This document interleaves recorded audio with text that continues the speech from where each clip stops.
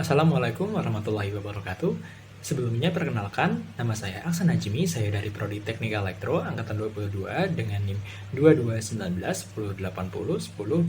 Nah, kali ini saya akan membahas mengenai rancangan proposal yang saya buat dengan judul Analisis Pengaruh Manajemen Waktu terhadap Capaian Hasil Belajar Mahasiswa di Lingkup Fakultas Teknik Universitas Jember. Nah, saya akan menjelaskan terlebih dahulu kenapa saya memilih topik ini atau judul ini menjadi 3 uraian. Nah, yang pertama yaitu karena manajemen waktu merupakan hal yang krusial dan masih banyak sekali mahasiswa yang saya lihat maupun saya tanyakan mengenai manajemen waktu, bahwasannya mereka masih kurang dalam manajemen waktu. Nah, yang kedua yaitu manajemen waktu yang baik ini dapat meningkatkan prestasi belajar selama perkuliahan dan mengontrol diri pada mahasiswa jadi menjadi lebih produktif, dan ini berdasarkan salah satu penelitian yang telah saya baca. Nah, yang kemudian yang ketiga yaitu di dunia modern yang menyuguhkan begitu banyak sekali hiburan, informasi, entertainment yang kita dapatkan dari baik itu handphone, baik dari itu gadget kita, itu membuat kita khususnya para mahasiswa ini terlena dan melupakan pekerjaan-pekerjaan, tugas-tugas maupun kegiatan-kegiatan dalam perkuliahan. Nah, maka dari itu manajemen waktu sangat-sangatlah diperlukan. Nah, kita masuk ke poin yang kedua yaitu latar belakang masalah. Nah, yang pertama kita akan membahas dulu mengenai apa sih itu definisi dari manajemen waktu. Nah, manajemen waktu adalah proses perencanaan, pengaturan, dan penggunaan waktu secara efektif dan efisien untuk mencapai tujuan tertentu. Hal ini melibatkan kemampuan untuk mengidentifikasi suatu tugas-tugas yang perlu dilakukan, menentukan prioritas, mengalokasikan waktu yang tepat untuk setiap tugas, dan menghindari gangguan atau hal-hal yang tidak penting yang dapat mengganggu produktivitas manajemen waktu. Manajemen waktu yang baik dapat membantu seseorang untuk meningkatkan efisiensi, mengurangi stres, dan juga mencapai tujuan yang lebih efektif. Nah, mahasiswa merupakan masa transisi di mana mahasiswa yaitu merupakan masa dari remaja menuju fase dewasa. Nah, namun dalam proses pendewasaan ini masih banyak sekali yang terhambat. Nah, pada masa remaja seharusnya perkembangan harus dicari secara optimal, antara lain seperti etika, nilai kecerdasan intelektual, emosional, dan spiritual menurut Centrock tahun 2007. Nah, masih banyak mahasiswa yang tidak memahami betapa pentingnya manajemen waktu, sehingga mengakibatkan banyaknya kesempatan-kesempatan yang bisa saja didapatkan selama perkuliahan terbuang sia-sia.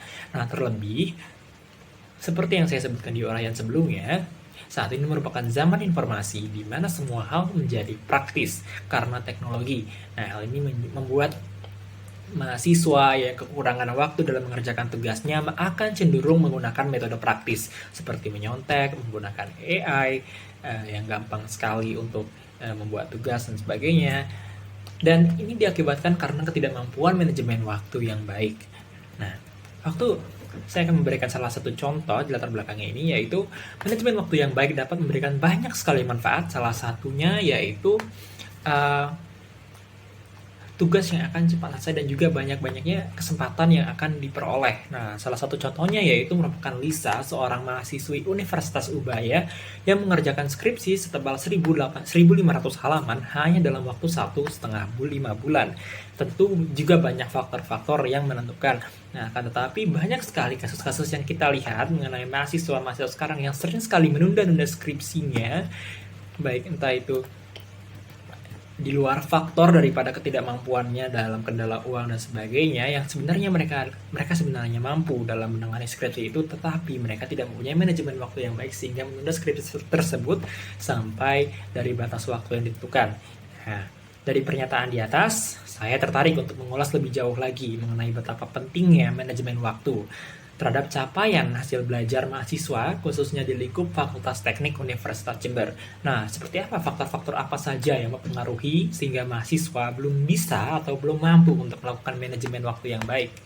Nah, lalu bagaimana cara manajemen waktu yang baik? Nah, tentu hasil dari penelitian ini akan sangat membantu mahasiswa untuk menjadi lebih produktif dalam mengerjakan tugas-tugas dan kegiatan-kegiatannya. Nah, khususnya di Fakultas Teknik Universitas Jember itu sendiri. Nah, kemudian ada pun rumusan masalah yang saya buat, yaitu yang pertama, apa saja pengaruh yang ditimbulkan dari kurangnya manajemen waktu pada mahasiswa di lingkungan Fakultas Teknik Universitas Jember. Nah, yang kedua, yaitu faktor-faktor apa saja yang membuat mahasiswa di lingkungan Fakultas Teknik Universitas Jember belum mampu untuk memanajemen waktu dengan baik di perkuliahan. Nah, yang ketiga, bagaimana solusi manajemen waktu yang adaptif dan solutif bagi mahasiswa lingkungan Fakultas Teknik Universitas Jember. Nah, adapun pada poin nomor 4 yaitu tujuan penelitian. Yang pertama yaitu mengetahui pengaruh apa saja yang ditimbulkan dari kurangnya manajemen waktu pada mahasiswa di lingkungan Fakultas Teknik Universitas Jember. Kemudian yang kedua yaitu mengetahui faktor-faktor apa saja yang membuat mahasiswa di lingkungan Fakultas Teknik Universitas Jember belum mampu untuk manajemen waktu dengan baik di perkuliahan. Yang ketiga yaitu mengetahui bagaimana solusi manajemen waktu yang baik, yang adaptif dan solutif bagi mahasiswa di lingkungan Fakultas Teknik Universitas Jember. Nah, kemudian dilanjutkan dengan tinjauan pustaka, yaitu pertama dari manajemen waktu sendiri.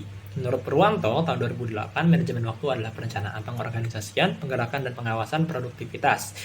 Kemudian masa remaja, yaitu menurut Sunlock, masa remaja memiliki tugas perkembangan yang harus dicapai agar dapat bertumbuh menjadi agar seseorang individu dapat berkembang menjadi lebih optimal. Yang kemudian prestasi yang ketiga yaitu 5.3 yaitu prestasi belajar. Yang menurut Wikel tahun 2006, perbedaan prestasi belajar disebabkan adanya eksternal dan faktor internal. Nah, faktor internal adalah cara kebiasaan individu yang diterapkan agar prestasi belajarnya dapat berhasil dengan baik. Nah, tentunya diperlukan juga strategi-strategi yang baik, yaitu dengan cara manajemen waktu sebaik-baiknya. Semakin baik individu melakukan manajemen waktunya, maka dengan baik pula akan semakin baik pula prestasi yang akan diperoleh. Nah, sedangkan faktor eksternal adalah seperti faktor lingkungan, faktor pertemanan, aktivitas sehari-hari maupun kegiatan belajar akan menemui hambatan dalam proses pencapaian prestasi belajar. Nah, karena lingkungan berfungsi sebagai stimulus. Nah, jadi jika stimulus itu baik, maka akan mendorong dan memperlancar proses daripada pembelajaran mahasiswa ke arah yang lebih baik. Sebaliknya, jika stimulus itu tidak baik, maka akan menjadi hambatan atau kendala kegiatan belajar daripada mahasiswa. Yang kemudian di poin nomor 6 yaitu metode penelitian. Metode penelitian di sini yang saya gunakan merupakan metode penelitian kuantitatif, yang dimana saya mengambil data dan survei berupa angket yang disebarkan kepada mahasiswa Fakultas Teknik Universitas Jember. Kemudian data dalam penelitian ini yaitu penelitian pribadi mahasiswa Fakultas Teknik Universitas Jember. Sumber berasal dari pengisian data kuesioner angket yang diberikan kepada mahasiswa Fakultas Teknik Universitas Jember. Seperti contoh berikut, tabel yang sebelumnya sudah saya bagikan. Kurang lebih di tabel tersebut ada nama daripada mahasiswa, kemudian kemampuan manajemen waktu, dan kemudian kepuasan mereka terhadap atau capaian mereka selama ini dengan manajemen waktu yang mereka capai, yang mereka nilai sendiri berdasarkan kemampuan mereka masing-masing. Nah, lokasi pengambilan ini baik secara online maupun offline. Untuk online dilakukan karena pengambilan Google Form melalui online data. Yang kemudian untuk offline dilakukan wawancara secara langsung. Kemudian subjeknya adalah mahasiswa Fakultas Teknik Universitas Jember. Nah, untuk proposal penelitian ini saya mengambil dari beberapa jurnal. Yang pertama yaitu jurnal dari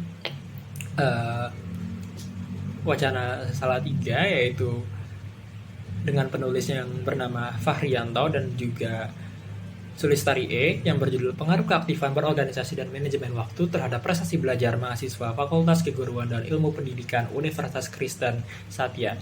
Nah, untuk yang kedua yaitu saya ambil dari Jurnal Abdimas volume 1 nomor 1 halaman 84 sampai 91 dengan penulis yang pertama yaitu Pasar Ribu FLD, Elburda RP, Sudarso E, dan juga Fauziah G, dengan judul Penggunaan Manajemen Waktu Terhadap Peningkatan Prestasi Belajar di SMP Arasyah Abdim. Terima kasih, cukup sekian pembahasan daripada proposal penelitian yang telah saya rancang. Kurang lebihnya mohon maaf, semoga rancangan penelitian ini dapat dikembangkan lebih jauh lagi agar dapat meningkatkan prestasi belajar mahasiswa dengan manajemen waktu yang lebih baik. Saya ucapkan terima kasih. Wassalamualaikum warahmatullahi wabarakatuh.